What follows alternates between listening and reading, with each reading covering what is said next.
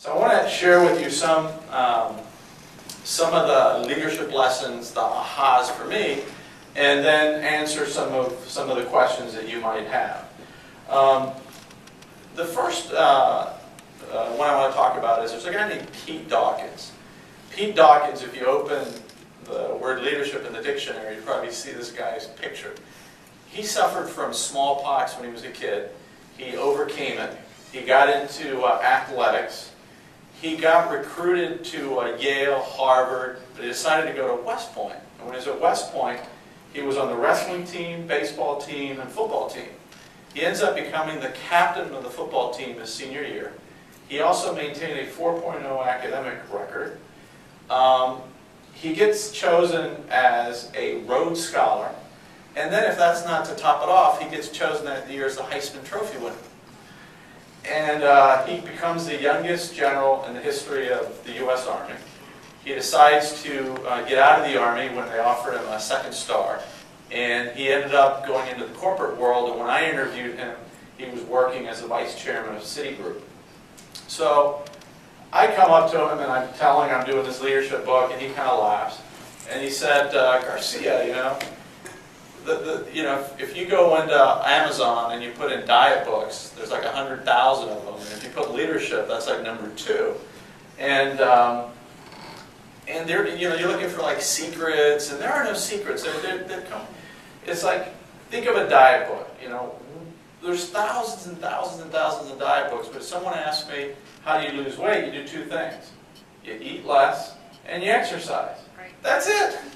But there's the South Beach diet and the Subway diet and everything else. And said leadership is the same thing. I said, well, what do you mean? He said leadership is about having a laser-like focus on your people. And he started telling me stories. He said, look, in my office, and he said, you see this office out here? Even though I have over 10,000 people that I'm responsible for, there's 17 people out there. I know all of their names. I know their spouses' names. I know their children's names. In some cases, I know their pets' names. And I make a point to have 2 meaningful contacts with them every day. That means at least 1 minute of conversation with them. I'm not their friend, I'm their boss, but I know what they want in life. I know what their goals and aspirations are. And it was funny because we were walking out when he was seeing me out, and one of the guys came up to him and was going to say something, and he saw me, and he said, don't worry, Pete, I'll catch you on the drive-by. That's kind of what they called it, because everyone in that office knew that at least twice in a day he was going to stop by and have a conversation with them. And you think about your own lives or leaders that you know, how many people that are above you know your name or know your children's names or your spouse's names. And Pete just gave me example after example of the first thing a leader does is he's connected with the people. And the people know that he or she cares because he is connected to them. And I think that is a key thing. Another example, one of my classmates, Mitchell Reese, worked for General Colin Powell when he was at the NSC, the National Security Council, on his second week of work. And the NSC, when you're a White House fellow there, you're working from 7 in the morning till midnight, often 7 days a week. It's a real pressure, intense job. 2 weeks into his fellowship, there's a NSC picnic. So he shows up with his wife, Elizabeth, and Colin Powell has an apron on, he's flipping hamburgers, and the minute he sees Mitch and Elizabeth, he goes over and he shakes Elizabeth's hand. Oh, you must be Elizabeth. How are you? I just want to thank you for loaning Mitch to the National Security Council. He's doing a great job, and I know he's going to work really hard, and I really appreciate you letting him come work so hard for us. And if there's anything I can ever do for you, please don't hesitate to call me.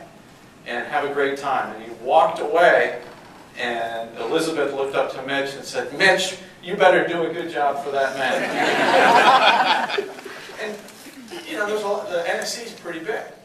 And Colin Powell took the time to memorize the names of all the wives and spouses. Some people showed up with kids. He knew the kids' names in advance. That's what leaders, great leaders, do. And it's one of those kind of so obvious things of lose weight and exercise, but how many of us in here don't bother to have that type of connection with the people that we lead, even sometimes even our peers. Another interesting White House fellow was a young woman. She was 24 when she was selected, and her name is Doris Kearns Goodwin. Doris Kearns Goodwin is a presidential scholar. Because of her White House fellowship experience working directly with Lyndon Johnson, she started writing writing books about presidents, and she won the Pulitzer Prize for that. But on one early February wintry morning, she was teaching government at Harvard. The phone rings at 6 a.m. and she knew exactly who the heck would be calling her at 6 a.m. It was Lyndon Johnson. He hadn't slept that night. He had said, you need to get married. You need to focus on your family. And he was really lonely. He said, the only one that's around me is Lady Bird. My kids aren't here. I was a workaholic. All I did was work, work, work. I had no balance in my life. Don't let what happened to me happen to you. And she started, joking around with him. And she said, he said, I'm talking to you. This is really serious. You need to have balance in your life. You need to get married. You need to have children. You need to spend time with them. Okay, yes, Mr. President, I'll do that. And 2 days later, he died. And it's the last memory that she has of him. And the Carter administration, when President Carter was elected, the administration called Doris to be the head of the Peace Corps, something she always wanted to do. But she'd be traveling all the time. She had 2 young children. And she made a decision, and she thought back to the balance that Lyndon Johnson was talking about. She said, you know what? Not only am I not going to accept that job, but I'm going to continue writing more on a full-time basis and not teaching so much and spend more time with my kids. And that's what she did. And just some great stories also about what certain presidents have done who are in this, in the White House, and how they've achieved kind of a work-life balance even being president.